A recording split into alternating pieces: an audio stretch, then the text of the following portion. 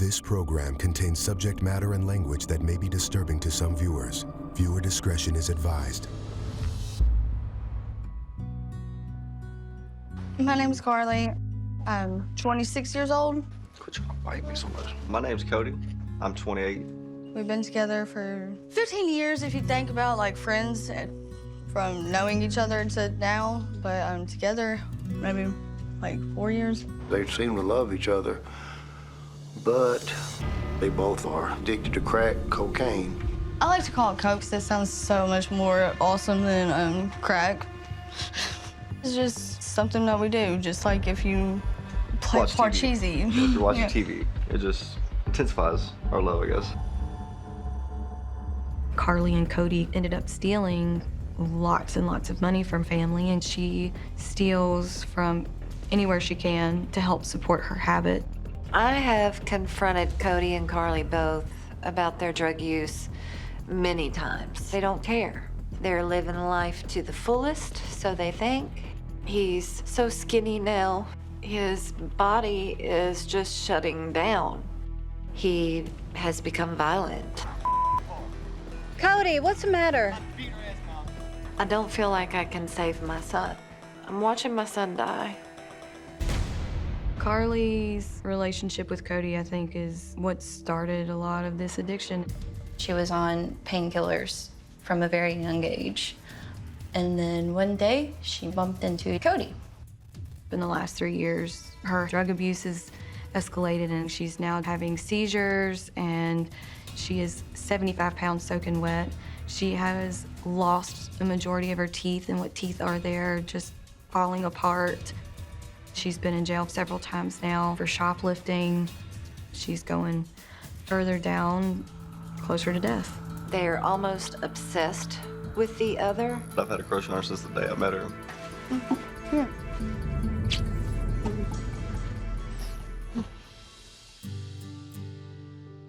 Carly first met Cody when she was about 13. I moved in her neighborhood, and that's when I got introduced to her. And y'all didn't date then? No, I Never. was hoping to God we would, but no, I didn't get that fortunate. What actually brought us back in touch with each other again was when I ran into her mom. She gave me Carly's number and told me to just call her, so I did, and we decided to hang out again. That was 4 or 5 years ago. Yeah. I actually stopped talking to Cody for 3 days because I didn't know what crack was. And he told me that he was doing that. Then I Googled it and realized that it was coke. And so I told Cody if it was good enough for him, it was good enough for me. Anytime that I would try to call her or talk to her, if I did get her, it would be on speakerphone, and he would be in the background talking over her. He was someone who was already struggling with addiction, and I think she was willing to do whatever to be able to latch on for someone to love her. And slowly, she just disappeared. I lost all contact with her until one random morning, I get a call, and all she says is, "You're an aunt." About 2 years ago, Charlie was born. And Cody and Carly agreed it would be best for me to legally adopt her. She's been with me since the day she came home from the hospital. And then a year later, Carter was born 2 months early. And we got some wonderful months with him. And then one day, he just went to sleep, and he never woke up. And he definitely took a piece of everybody's heart with him.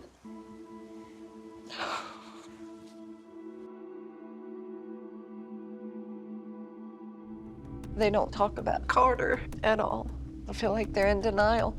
And I think they use the drugs to numb the pain.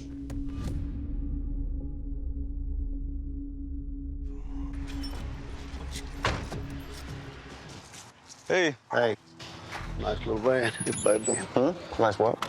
Oh, van up there. Nobody's in here now. Yeah. Cody and Carly usually stop by when they want something. Yeah, I'm going here real quick. You got it? You good? Staying right there? But wish they would come and stay more. They have no time to talk, no time to sit, always in a rush, rush, rush. And I hate that. but I love my son. Me and Cody have always had a wonderful relationship. When Cody was a child, he wanted to be by me all the time. Cody was always a very fun child to be around. So energetic, so loving, smiles for days. Amy and I shared a lot of the responsibility in taking care of Cody, but we just, I don't know, couldn't be together, I guess, couldn't get along.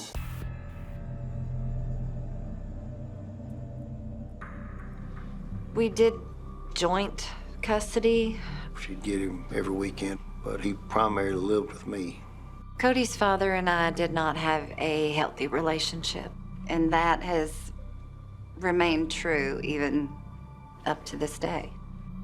But for the sake of Cody, we did try to be civil with each other. Cody was around quite a bit of fighting with my wife at the time. He was probably 12, and Amy went and filed for some kind of custody to come try to take him. You know. So I in turn had to go pay a lawyer, and he drew up another piece of paper. Well, things went back to like they were. I couldn't imagine never not being with him.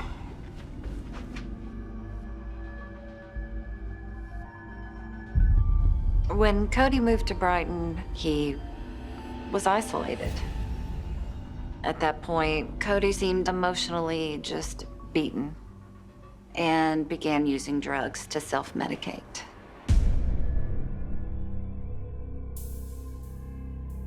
I thought it's just a phase, you know, because, I mean, who didn't try a little crap when you was young, you know? But his was different and worse. I had heard rumors that Cody was using, but I never actually caught him in the act, so I guess I didn't want to believe that. I finally had a talk with Cody when he was about 17 years old, and he admitted that it was cocaine he was using and that it was over. He wasn't going to do it anymore, but that obviously was not very true. He dropped out of high school his senior year. He couldn't hold down a job. Any job he had lasted maybe a couple of weeks to a month, long enough for him to get a good paycheck. And once he got the paycheck, he would go buy drugs. And then the cycle started completely over again. I've done it so long that it's become my personality. It has gotten very serious. Trying to keep up with y'all. I know that, Dad. We're leaving. All right, yeah, we're going to some. All right. Y'all got to do. Chuck and my mom have most definitely ignored and enabled Cody's behavior. Well, look at that. I'll come back by in a little while or something from there. When we get done doing all this, I'll come back by. Yeah, later on. Yeah. My mom has developed a very strong backbone when it comes to telling Cody no. Because of that, Cody's options for who he can go to get what he wants have narrowed down to one person, and that's Chuck. I love you. See you later. As far as Cody's addiction, I blame myself. It's always hard for me to be hard on him. Even now, probably still just giving them money and everything they want, cars and money and the house, so you ain't really got to pay nothing or do nothing. So, I guess it's all my fault. Carly and Carmen grew up very, very close with each other. Their family always had all the things, and everything they did always seemed so much fun because they weren't really on a schedule. They just kind of walked to a beat of their own drum. We were very wealthy, we were very well off. Carly's parents, they had their own vacuum cleaner business where they sold these really high-end vacuum cleaners. They were living the dream. When Carly was growing up, she was fun. She was in gymnastics. She could have probably gone places with that. But when she was 12 years old, Carly started having a plethora of health issues. The surgery was botched. It did not go according to plan, and the doctor that actually did that has left the States, and we haven't been able to find anybody that would be willing to touch it. Right around the same time as Carly's surgery, my parents lost their business, and I remember being so poor. We just started bouncing from house to house to house. Neither one of them could work at that point. They hadn't worked any other job but that, and it just went downhill from there.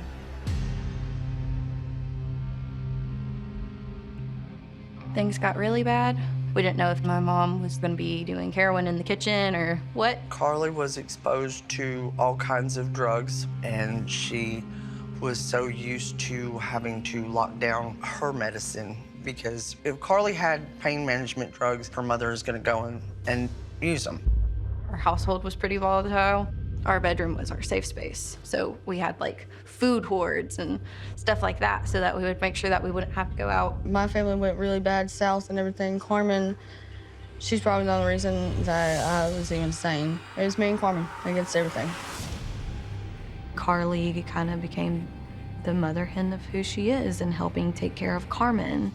They became incredibly close, and they were just trying to make it out and figure out what to do to eat or where they were staying, and just kind of keeping up with the chaos.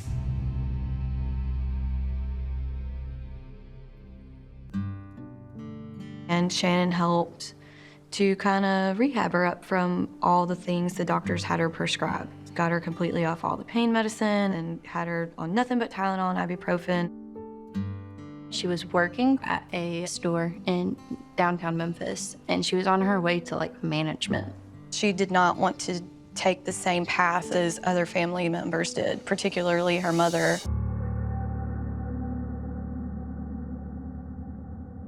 We had mourned her for years because she hadn't been our mom in years. I think we were both pretty disconnected. I think she was not, depressed over her mom's loss because she had everything going for her for the first time. We started making plans about buying a house together, or at least renting a house together. And then she bumped into Cody. And I don't know who she is anymore. Thank you all for being here with us today. My name is Amanda Marino. And I'm Darren Hobbs.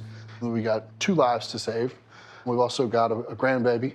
So we've got a lot of work to do. We're gonna initiate a phone call to Cody and Carly, and we're gonna invite them to a family meeting that's scheduled for tomorrow. We're just wanting to talk to you, so can we pick you up at 10:30 tomorrow? Yeah. We gotta go, but I'll see you at 10:30. I have I'll be trying to call you. Let's go. All right, bye. Okay. Good work, good work. Good job, guys. All right. It's so good. All right, guys. Okay, can you not contact Cody and Carly tonight and not sure. respond to anything? Can you give us all that word? Yeah, I won't. Okay. I won't. Okay.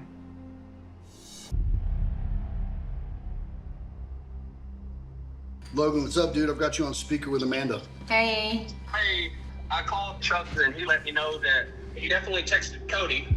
And Damn it. when I said you promised everybody there you wouldn't talk to him at all, he said, no, I just promised everybody that I wouldn't tell them about tomorrow. I didn't promise that I wouldn't see them or talk to them or give them money or anything tonight. Oh my God. I gave my word that I wouldn't tell them about the intervention tomorrow. No, that's absolute. You were here. No. You heard that. Yep. Thank you. Thank you, Logan. Good Thank work. you. You're amazing. Hey, Dan. Hey, Chuck. Hey. Hey, man, I just wanted to check on you. Make sure you're holding to the boundaries we agreed to. Yeah, I hadn't spoken to him. I texted him and told him that we love him. And I said, just please hear me and your mom out. We're here to try to save your life.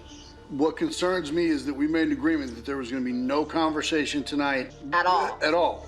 And if we're already breaking our word, then that gives me concern for the outcome tomorrow already. I didn't want him thinking we ambushed him earlier, calling him, and then, We need you to please not have any more contact until tomorrow, no matter what. Please. It's like life or death that you stick to this. Chuck, can we have your word again? Yes. Will you keep it this time? Yes. Chuck, I need you to be strong today, dude. A lot of pressure, I know, but I think you can pull it off. So did they attempt to contact you any further last night? Which house is it? This one, right here on the left. There is no car in the rear of this house. So I'm gonna send a text right now. Let's see, Cody. Darren just sent a screenshot. He wrote to Cody and Carly's cell phone. Hi, Cody and Carly. My name is Darren. I'd like to offer you a life-changing experience of treatment. Would you be interested in a fresh start in life? Can meet anywhere you feel safe. Dad and Logan would love to meet and talk. He wrote back, hi, Darren. Bye, Darren. Life's a bitch. Be a bitch back. F off and have a nice day. Stop calling me. I'm very disappointed.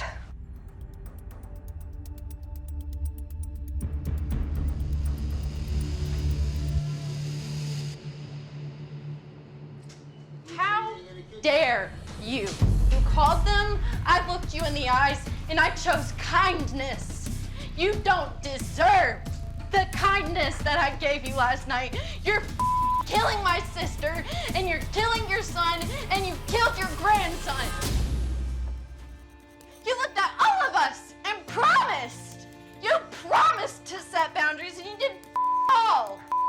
Don't They talk to No. you. There's no me. Yeah, you're killing your own son and you're okay with it. My mom's dead because of it. I'm gonna have to bury another family member because of it. Because of you. Yeah. You are the sole provider of this issue. It is you. If you didn't give them anything, if they wasn't- continued to do it, it'd be of their own volition, but you're allowing it. There's no way that they can be ready until you are. You're being played by a bunch of addicts. When every single person in your life, including all the professionals, are telling you a message, this is real, regardless of what your brain tells you. This is the way it has to be, or they're gonna die. Yeah. So we need to move on today, and we need to send them a message, a unified message, and we need to take some action steps today. Chuck, are you really gonna do this? I need to know. I'll do my best. The commitment of doing your best is not gonna help anything. Cody and Carly cannot be helped until you're helped, until you're 100% Look, gonna guys, follow. I understand, but it's a lot of pressure all at once. Just please, God. But it's life or death. I know. And there's already been a baby dead. This is life or death. So like, you're not taking this seriously. You're not hearing cries. You're not hearing. Stupid with the Chuck. Y'all are just too stupid with It's not stupid. It's the truth. We'll learn how to deal with better. Help me better, not talk like idiots. They tried to talk to you nice Yeah, I'm off. yesterday. Y'all.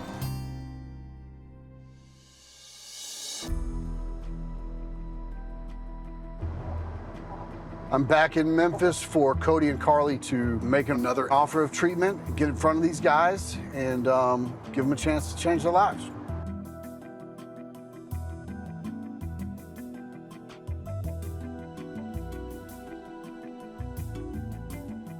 Right now, we know Cody and Carly are stuck at a tire shop, broke down in North Memphis. They're hoping and waiting for a cash app from Amy, Cody's mom, to come through. So with that information, Eric and I are headed over there right now to see if we can have a conversation with them. That's them. Yeah. No. They're here. We just spotted them. They've seen this truck. They're moving. They're moving. Coming back this way. He's driving, right? Yes. He's driving.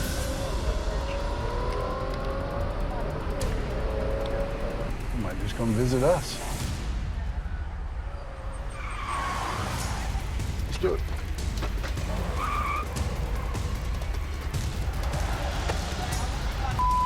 You ain't gonna do it.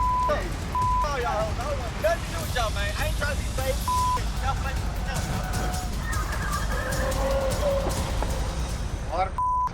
Yeah. How much of that did you see, Logan? All of it. Cody opened his door just long enough to look me in the eye, and what I saw was end-stage addiction. I saw a dead man looking back at me. You have no more contact with Charlie. That's it. No more phone calls, no more text messages until you're clean. If he comes to your house, I want you to call me, and I'm gonna lead you to get an order of protection. They both feel like they're invincible and untouchable, and this lifestyle will catch up with them. I mean, it's already started to. I'm sorry we couldn't have done it different. I really am, dude. I'm really sorry. I hate it. We're gonna get her. I know that you will. I hope that we look back and say, that was the day things changed. I hope so. She knew you guys were here. She did. She knew it.